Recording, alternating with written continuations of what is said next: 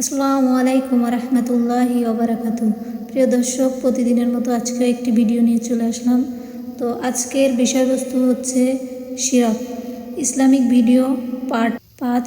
আজকের এই ভিডিওতে আমরা শিরক সম্পর্কে জানব। তো চলুন কথা না বাড়িয়ে ভিডিওটি শুরু করা যাক। শিরক আরবি শব্দ।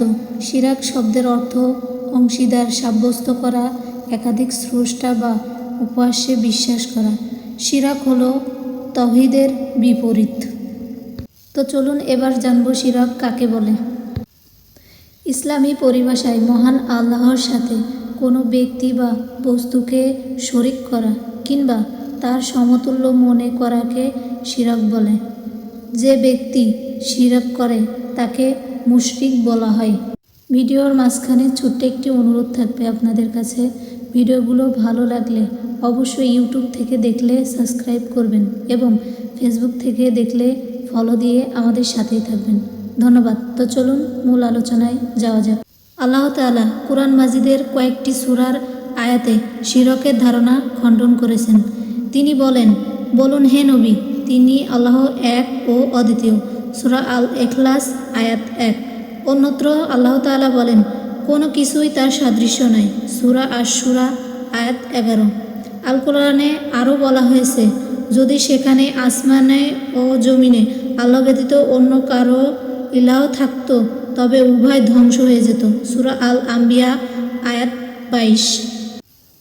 আল্লাহ তাআলার সাথে শিরক 4 ধরনের হতে পারে, যথা আল্লাহ তাআলার সত্তা ও অস্তিত্বে শিরক করা, যেমন ঈসা আলাইহিস সালামকে আল্লাহর পুত্র মনে করা। 2. আল্লাহ তাআলার গুণাবলীতে শিরক করা, যেমন আল্লাহ তাআলার পাশাপাশি অন্য কাউকে সৃষ্টিকর্তা বা রিজিকদাতা মনে করা। 3. সৃষ্টি জগতে পরিচালনায় কাউকে আল্লাহর অংশীদার বানানো, যেমন ফেরেশতাদের জগৎ পরিচালনাকারী হিসেবে মনে করা হয়। 4. ইবাদতের ক্ষেত্রে আল্লাহ তাআলার সাথে কাউকে শিরক করা, যেমন আল্লাহ ব্যতীত কাউকে সিজদা করা, কারো নামে পশু জবাই করা ইত্যাদি। আল্লাহ তাআলা কুরআন মাজিদে শিরকের কুফল সম্পর্কে বর্ণনা করেছেন। আল্লাহ তাআলা বলেন, নিশ্চয়ই শিরক চরম জুলুম। সূরা লুকমান আয়াত 13। অন্য এক আয়াতে আল্লাহ তাআলা বলেন, নিশ্চয়ই আল্লাহ তার সাথে শিরক করার অপরাধ ক্ষমা করবেন না, এতদায়ী যে কোনো পাপ যাকে ইচ্ছা ক্ষমা করবেন। আল কোরআনে সুস্পষ্ট বর্ণনা করা হয়েছে, যে ব্যক্তি আল্লাহর সাথে শিরক করবে আল্লাহ তার জন্য অবশ্যই জান্নাত হারাম করে দেবেন এবং তার আবাস জাহান্নাম। সূরা আল মাইদা আয়াত 12। তো সুপ্রিয় দর্শক শ্রোতা, আমরা অবশ্যই শিরক থেকে দূরে থাকব এবং আল্লাহ তাআলার ইবাদত করার চেষ্টা করব।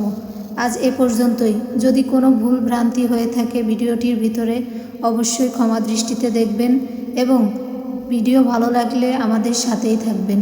ইসলামিক ভিডিও পেতে আমাদের সাথেই থাকবেন।